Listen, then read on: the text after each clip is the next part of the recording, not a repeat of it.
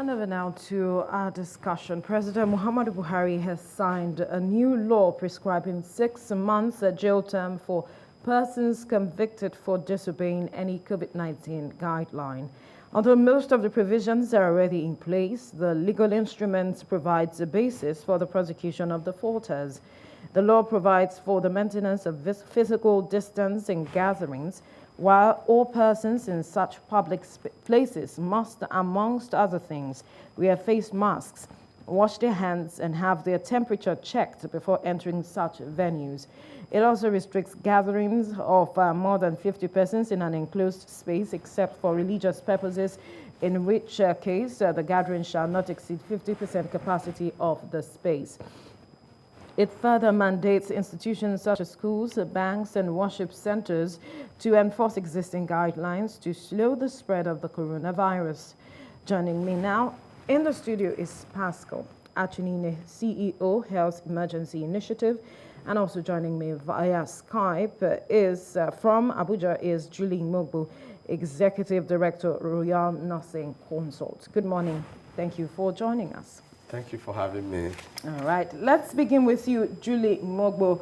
I wonder what you make of this new prescription by the president, 6 months jail term for persons who are found to have flouted the COVID-19 protocols. For a lot of persons, it doesn't seem different from every other law that we have had over the years, especially where we are not seeing much with regards to implementation. Thank you very much, Veronica. Good morning. Well, I think what happened with the regulations and the executive order could be possibly a display of what I may consider to be the government being helpless in a sense. That's because there has been some form of orientation done. People have been advised what to do. There are regulations given to centers, organizations, companies, schools have resumed. So there's been a lot of orientation announcements, all of this is done. So the government is possibly thinking, how else can we get the people to comply to these rules? And somehow, because we are a people that kind of believe in the carrot and stick kind of treatment, so I'm not surprised to find out that we are having these regulations, and somehow people get scared when there is, because I already have heard people begin to say, okay, let's see those that will be apprehended. Let's see those that will be used as scapegoats. Are we going to have the high and mighty, or we have the regular people on the streets that will be arrested? So I think the government is trying all that they can. I don't want to say they are helpless, but that's what it seems like.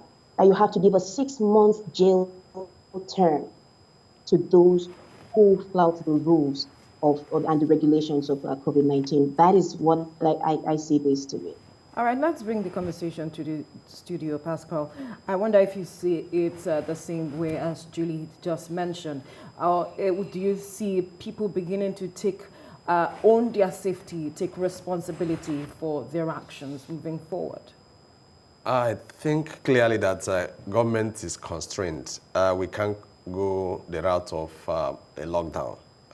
That's typically the state we are, with the numbers in thousands on the average daily. We should have a lockdown, but our situation does not give room for that because of even several commentators know that it will be very, very catastrophic. So that's one side. But the second important point is how many people are conversant with the regulation that the government just issued. We have a culture of living as if laws do not matter. And is it because we do not make scapegoats? Enforcement is very weak across board. And because there are persons who do commit crimes and nothing happens, so people now are used to, okay, it's another for those who are aware. But I think this requires that there must be a paradigm shift in the way enforcement will be conducted. It requires government using carrot and stick at this Approach. approach. So on one side, you will sensitize because as I speak to you, not more than 10% of Nigerians have access to the information about this law. As you go around the streets, go across the markets, you will see that there is zero compliance. Even in schools, it's very sad that our schools are running currently. If in schools, even in organized schools, a few checks I did recently, once the students leave the school premises, maybe have a place where they're waiting for their parents to come and pick them, you see about 5, 6 of them without their nose masks. And the tragedy there is that the children may be asymptomatic in case they're infected, but they could pass it to their parents or their grandparents who have pre-existing conditions. So coming back to this, the stakeholders now is not just the federal government that gave this regulation. We want to see the local government active. We want to see National Orientation Agency active. We want to see broad-based engagement from landlords to resident associations to market associations, because there are rules. Part of the regulation is that markets must have running water, and all the other protocols in place. To get into the markets, you must have your face mask on. And checking their temperature. Is it in Oyibo market? Is it in Balogun market? So the issue is the market association, each line, if you go to all those markets, they have unions, they have executives. There must be extensive engagement, highlighting that this market is being closed down if there is an infraction. That's how you can get people to comply, so that even if you're a buyer, up front, you know that you can't even enter there because this line, they said, no, without nose masks, you can't come in. You can't come in. The same applies to any RTW or road transport operators, whether it's keke operators, whether it's Danfo, or the other, or even cyclists, all of them have unions. And if you don't engage them through their unions, you will see that where we were before this regulation came will still remain there. And the other implication is, if you start jailing people, do we have enough prison to accommodate them? One of the innovative... We were talking about decongesting the prison. Yes, so one of the innovations I also proposed to the government is, because the president gave room for state governments to come up with additional regulations that will suit their areas. One of the regulations that will make it go down to people is, people will get it, it will be clear to them when someone is arrested, the jail time will not be going to prison but community service and going to isolation center. So by the time somebody goes there a couple of times, the news will be in town that don't play with this rule. So invariably, Julie, Paschal is saying that perhaps jail term may not be enough. I wonder if you share the same view, because some other persons are saying maybe we should look at having fines also being one of the penalties. Absolutely agree. Jail term will not only not be enough, but let's look at the reality as outlined. If we are thinking of the congestion in the prisons, where are you going to place these people? Knowing full well that a large number of our population do not comply with COVID regulations and protocols. So where are we going to place these people? And if we say we have the facility to take in these offenders, so are we also going to comply with the COVID rule and keep them apart? Is this what we're going to do? So I think that there should be some form of community service, like advice. It's a very good one, because there are people who still do not, sadly, believe. I still went to the market. I went to get something. Then I had the storekeepers there not wearing their mask. I said, could you please? I had mine on. I said, could you please put on your mask? They said, auntie, does this still exist? It was when I told them that I'm a health worker and I have lost colleagues and I've known people who have passed and are currently infected. And they said, oh, I shouldn't talk anymore, that now they believe. So I do not know why we have doubting pharmacists everywhere. But if that's how the people are, some other means should be used. So there should be some form of community service, which I I would strongly advise that is implemented. And then we should have fines. We should have fines. But the prisons, I do not know how that can play out. I don't know how that will play out. All right. Let's turn our attention now to something Bill Gates spoke about, talking about Nigeria focusing the monies it intends to purchase vaccines on developing the primary health care. And for some persons, it doesn't seem to sit well for them. I wonder if you share the same view as Bill Gates.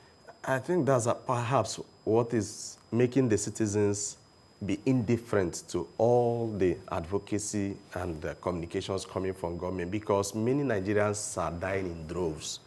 Out of every 100,000 beds, or less than 900 make it alive. Sorry, about 900 do not make it alive. So people contend with pandemics of different kinds every day.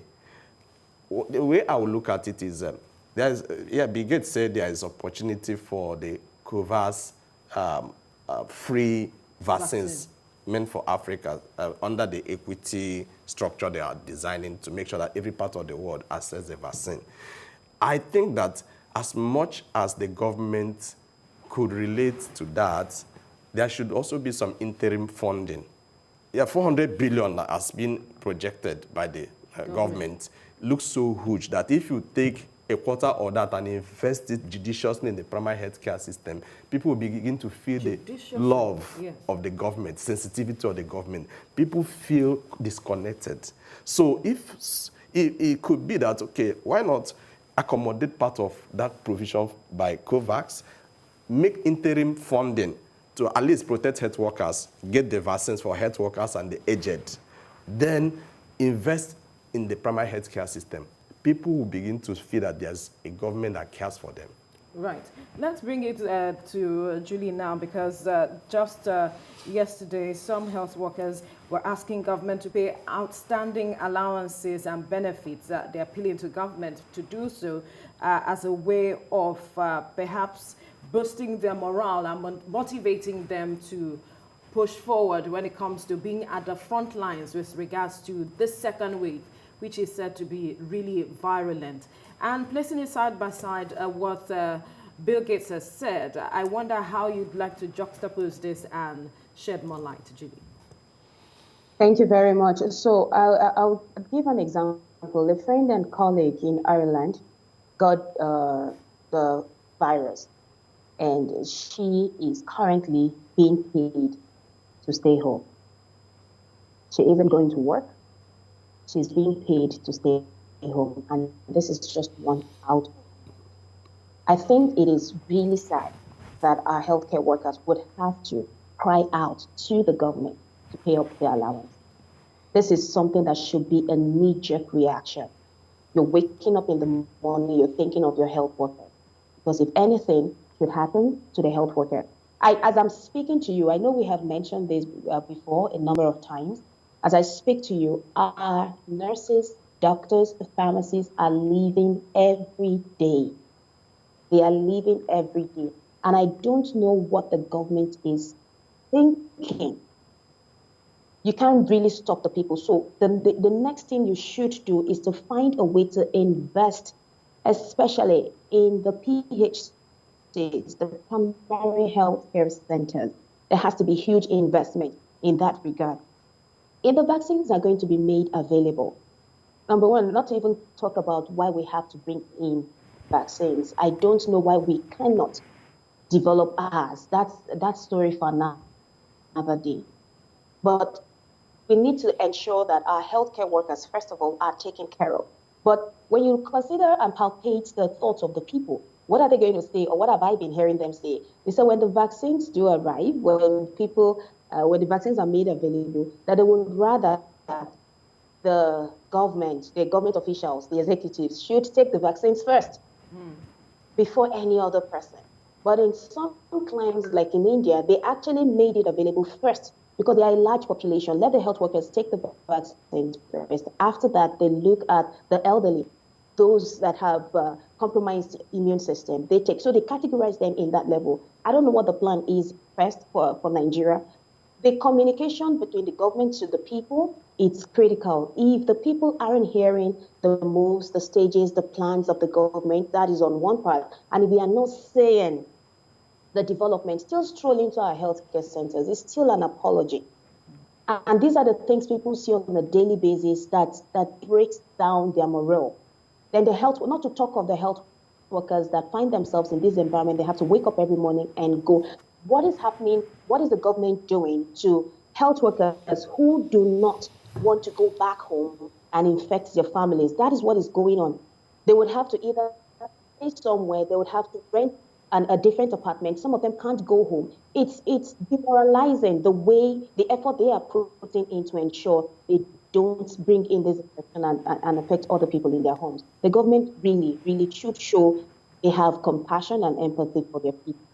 All right, so very critical issue or aspect that you have mentioned. And then again, that brings me to the issue of preparation, because Bill Gates also talked about the fact that we need to prepare for the next pandemic, like a war. And we have seen what has gone on over almost a year now when it comes to how we have handled COVID-19 as a country.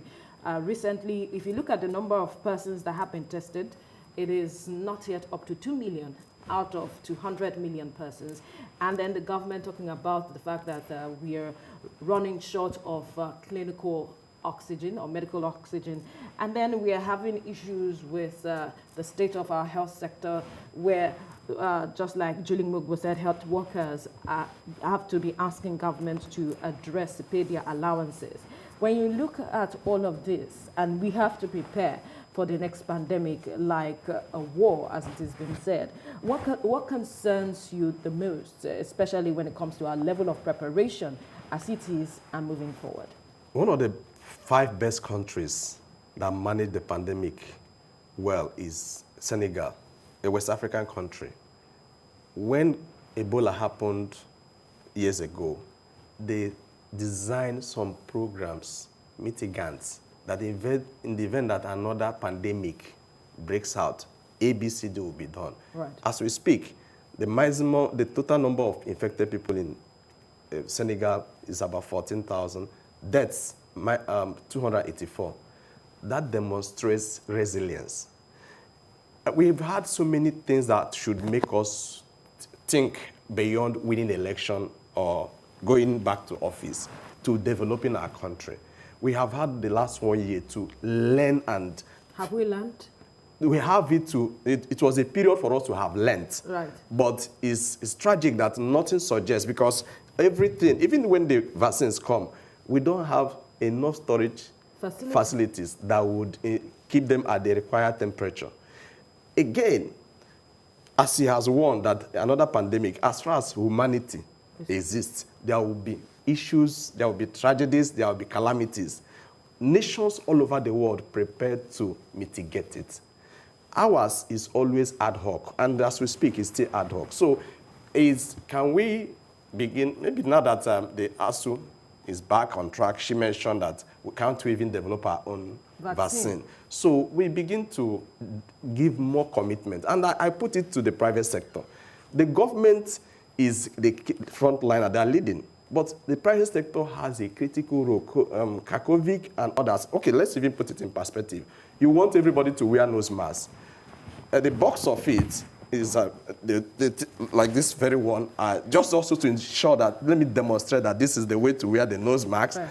You put it this way. You make sure you pin this down so that it be firm and cover both your nose and your mouth. But what I'm trying to say is, how many Nigerians can afford this? Some go for 100 naira, some go for more than that. It depends on the shop. Has Kakovid made any investment to complement this regulation? Has the private sector chosen to sink some boreholes so that people can maintain that hygiene?